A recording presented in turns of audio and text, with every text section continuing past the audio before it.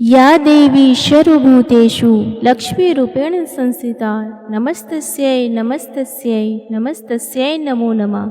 जय माँ भवानी, जय माँ दुर्गे।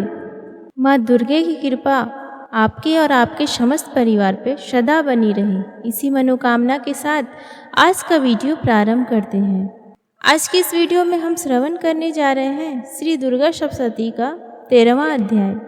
इस अध्याय में राजा सूरत और वैश्य को देवी का वरदान का वर्णन है। वीडियो शुरू करने से पहले आप सभी भक्तगणों से विनम्र निवेदन है कि कृपया करके वीडियो संपूर्ण सुने। वीडियो पसंद आए तो लाइक करें, शेयर करें और वीडियो के अंत में कमेंट बॉक्स में जय माता दी लिखना ना भूलें। महर्षि मेधा ने कहा, हे राजन, इस प्रकार देवी के उत्तम महात्म्य का वर्णन मैंने तुमको सुनाया। जगत को धारण करने वाली इस देवी का ऐसा ही प्रभाव है। वही देवी ज्ञान को देने वाली है और भगवान विष्णु की इस माया के प्रभाव से तुम और यह वैश्य तथा अन्य विवेकी जन मोहित होते हैं और भविष्य में मोहित होंगे।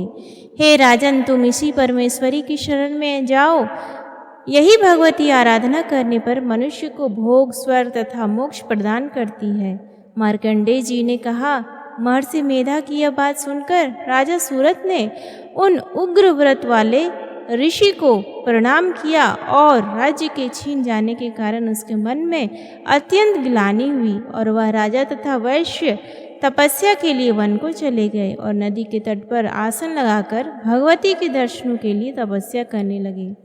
दोनों ने नदी के तट पर देवी की मूर्ति बनाई और पुष्प, धूप, दीप तथा हवन द्वारा उसका पूजन करने लगे। पहले उन्होंने आहार को कम कर दिया, फिर बिल्कुल निराहार रहकर भगवती में मन लगाकर एकाग्रता पूर्वक उसकी आराधना करने लगे। वह दोनों अपने शरीर के रक्त से देवी को बलि देते हुए 3 वर्ष तक लगातार भगवती की आराधना करते रहे। 3 वर्ष के पश्चात जगत का पालन करने वाली चंडिका ने उनको प्रत्यक्ष दर्शन देकर कहा।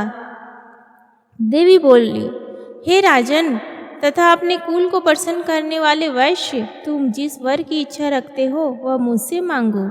वह वर मैं तुमको दूंगी, क्योंकि मैं तुम पर अत्यंत प्रसन्न हूँ। मार्कंडेय जी कहते हैं, यह सुन राजा ने अगले जन्म में नष्ट ना होने वाला अखंड राज्य और इस जन्म में बलपूर्वक अपने शत्रुओं को नष्ट करने के पश्चात अपना पुनः राज्य प्राप्त करने के लिए भगवती से वरदान मांगा। और वैश्य ने भी, जिसका चित्त संसार की ओर से विरक्त हो चुका था, भगवती से अपनी ममता तथा अहंकार रूप आसक्ति को नष्ट कर देने वाले ज्ञान को देने के लिए कहा। देवी ने कहा, हे राजन, तुम शीघ्र ही अपने शत्रुओं को मारकर पुनः अपना राज्य प्राप्त कर लोगे। तुम्हारा राज्य स्थिर रहने वाला होगा। फिर मृत्यु के पश्चात आप सूर्योदय के अंश से जन्म लेकर शारणिक मनु के नाम से इस पृथ्वी पर ख्याति को प्राप्त होगे। हे वैश्य कुल में श्रेष्ठ, अपने जो मुझसे वर मांगा है वह आपको देती हूँ। आपको मोक्ष को देने वाले ज्ञान की प्राप्ति होगी। मार्कंडेय जी कहते हैं, इस प्रकार उन दोनों को मनोवांछित वर प्रदान कर तथा उनसे अपनी स्तुति कर भगवती अंतर ध्यान हो गई। और इस प्रकार क्षत्रियों में श्रेष्ठ व राजा सूरत भगवान सूर्यदेव से जन्म लेकर इस पृथ्वी पर सावर्णिक मनु के नाम से विख्यात हुए। प्रेम से बोली माता दुर्गा की जय। धन्यवाद।